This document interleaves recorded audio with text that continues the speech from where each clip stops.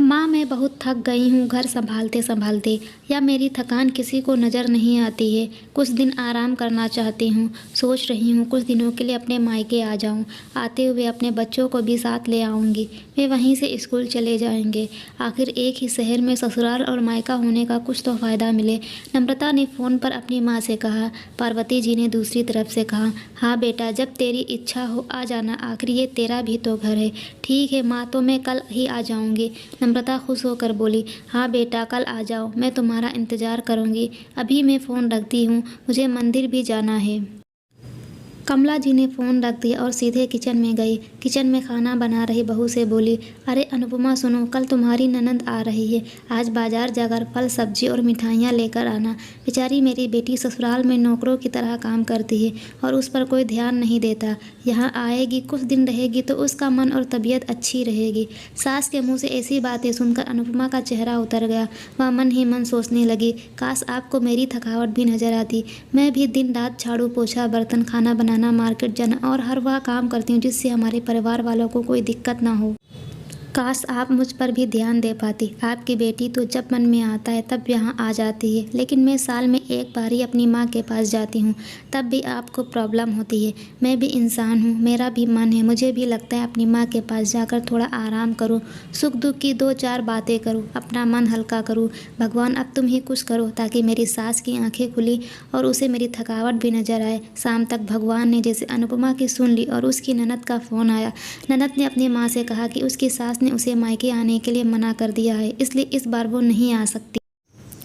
पार्वती जी बोली, ऐसे कैसे मना कर दिया? पहले तो कभी वह तुम्हें आने के लिए नहीं रोकती थी, इस बार भला क्या हो गया? लाओ मेरी बात कराओ, उनको मैं समझाती हूँ।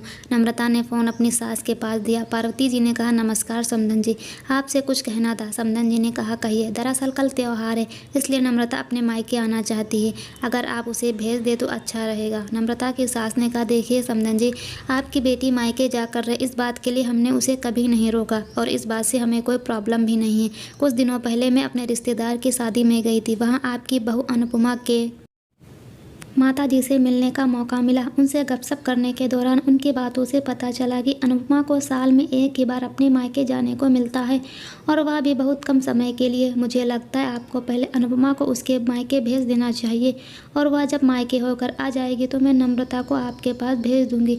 एक बहुत ज़रूरी बात जो मुझे लगता है आपको समझ लेनी चाहिए कि आपको अपनी बहू को भी बेटी की तरह या बेटी से भी ज़्यादा प्यार देना चाहिए।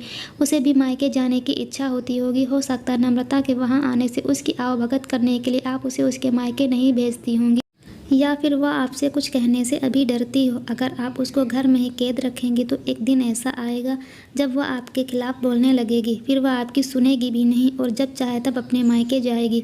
ऐसी परिस्थिति आए, इससे अच्छा है कि आप ही कुछ बदलाव ले आएँ जिससे आपका रिश्ता और रिश्ते की मिठास खराब ना हो। पार्वती को अपने समधन की हर एक शब्द में सच्चाई नजर आई।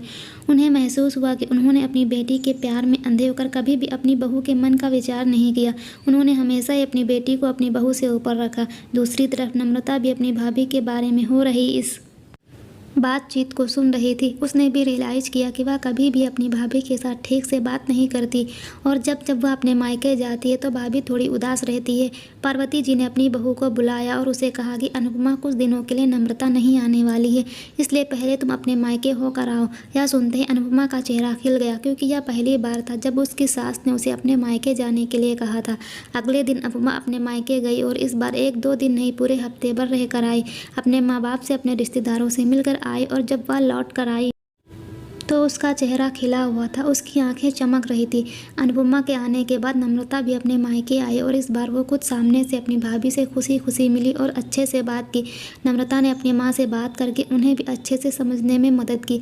वह कहीं ना कहीं अनुपमा के साथ गलत व्यवहार कर रहे थे। दूसरी तरफ अनुपमा अपने ससुराल वालों के बदले रवैया से बहुत खुश थी। अब वह खुशी खुशी सबका ध्यान रखती और हर काम प्यार से करती।